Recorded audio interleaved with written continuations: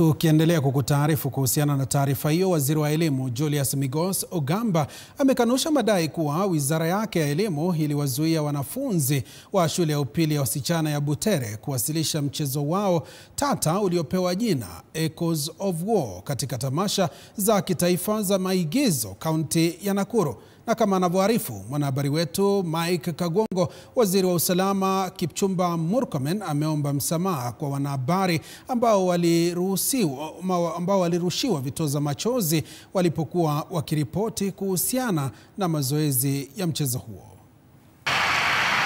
Kwa siku kadhaa zilizopita, mchezo wa kuigiza wa shule ya upili ya wasichana ya Butere Echoes of War umekuwa kiini cha mzozo unaoongezeka nchini. Licha ya kufikia hatua ya kitaifa ya tamasha za michezo ya kuigiza mwaka 2025, mchezo huo ulioandikwa na aliyekuwa katibu mkuu wa chama tawala cha UDA Cleophas Malala umezua hisia mseto nchini tangu ulipopigwa marufuku kwa mara ya kwanza.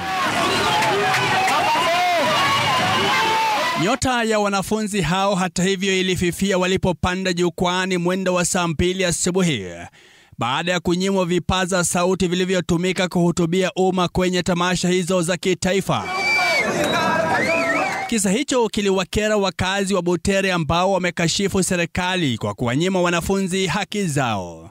Wakiwa wamekusanyika nje ya lango la shule, baadhi ya wenyeji walionyesha hali ya masikitiko na kutaka maelezo kutoka kwa wasimamizi wa shule, huku wakishutumu serikali kwa kutumia watoto wa shule kutatua mizozo ya kisiasa.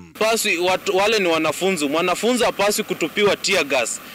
Tear gas kwa kuja watumie kwa wanaume kama sisi ambao tunatoa tax. Hii ni wakati imefika, ni kama mama mjamzito ikifika kuzaa, hiyo ndio kitu iko, kuna simu, kuna social.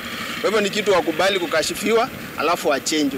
No, wote wamekataa. Viongozi wanaomuunga mkono aliyekuwa naibu rais Rigathi Gachagua wamelaani matumizi ya vitoa machozi kwa wanafunzi Jumatano jioni, wakisema ni kitendo cha kutisha, ukatili wa serikali na shambulio la moja kwa moja kwa maadili ya demokrasia nchini. Children, our girls have to sleep the whole night in a dormitory without food, without showering. Those girls confessed on TV that they didn't sleep well, they didn't eat last night, and they didn't shower as they went to perform their popular skit.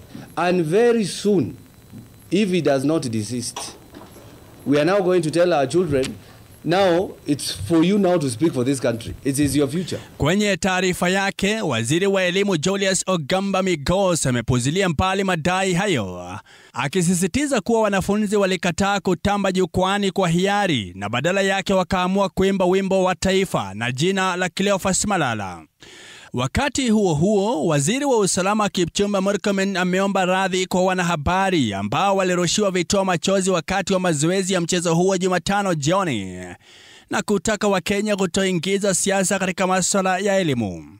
Mchezo huo wa kuigiza unaonyesha mapambano ya vijana kwa ajili ya uhuru wa kiraia, kama vile haki za kijamii na changamoto za utawala, ambayo inaunganishwa kwa kina na vijana wa Gen Z nchini.